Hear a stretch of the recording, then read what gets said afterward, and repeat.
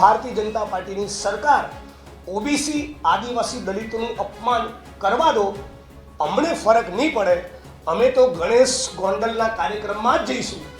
ગણેશ ગોંડલે જે દલિત દીકરાનું અપહરણ કરીને નગ્ન કરીને માર્યો એ એટ્રોસિટીના પીડિતની પડખે નહીં ઉભા રહીએ. જે છોકરાને હરામી અને ચપ્પલથી મારવાનું કહ્યું એણે પણ ફરિયાદ દાખલ કરાવી છે. એ છોકરાએ પોતાનો મોબાઈલ પોતાની રાઇટ ટુ પ્રાઇવસીની ચિંતા કર્યા વગર FSLમાં મોકલી પણ આપ્યો છે. અને હાઈકોર્ટ અને સુપ્રીમ કોર્ટના જજમેન્ટ્સ એવું કહે છે કે એટ્રોસિટીઝના કેસીસમાં જ્યારે પ્રાઇમા ફેસી મટીરિયલ હોય, જ્યારે પ્રાઇમા ફેસી કેસ બનતો હોય તો પ્રિલિમિનરી ઇન્ક્વાયરી કર્યા વગર ગુનો દાખલ કરી દેવો.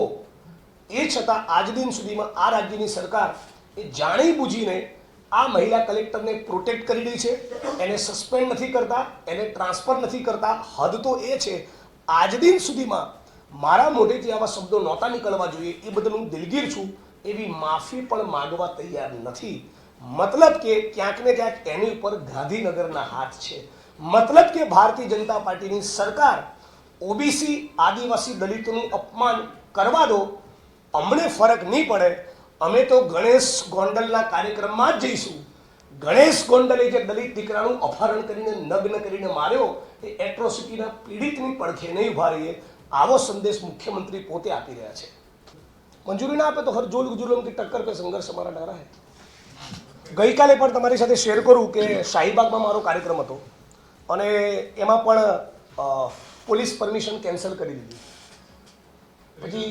પછી મારી શૈલીમાં એક ફોન કર્યો એટલે પછી પરમિશન આવી ગઈ કલાકમાં. પણ ઈશારો તમે સમજી જશો કે જુગારના અડ્ડાની, દારૂના અડ્ડાની, MD ડ્રગ્સની પરમિશન હોય, બાબા સાહેબ આંબેડકરનું બંધારણનું અપમાન થતું હોય, બાબા સાહેબનું અપમાન થતું હોય અને પોતે ડેમોક્રેટિકલી કોઈ રેલી કરવા માંગતો હોય તેની પરમિશન ના હોય. મને લાગે છે અમદાવાદ શહેરના પોલીસ કમિશનર બહુ શાર્પ માણસ છે, એવું નહીં કરે, આપી જ દેશે. કઈ બી રીઝન.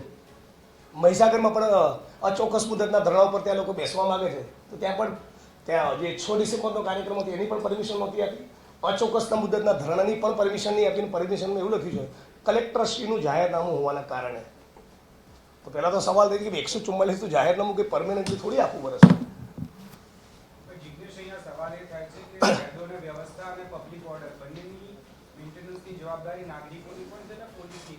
પ્રાઇમરીલી આ જવાબદારી રાજ્ય સરકારની, પોલીસ અને પ્રશાસનની છે. અને દલિત આંદોલનનો ઇતિહાસ ક્યારેય એવો નથી રહ્યો કે બસો સળગાવી, કાયદો હાથમાં લેવો, ટ્રાફિકને નુકસાન કરવું, એવું નથી રહ્યું. એ જ પ્રમાણેનું વર્તન ડેમોક્રેટિક કોન્સ્ટિટ્યુશનલ ફ્રેમવર્કમાં અમારો પ્રોટેસ્ટ રહેશે.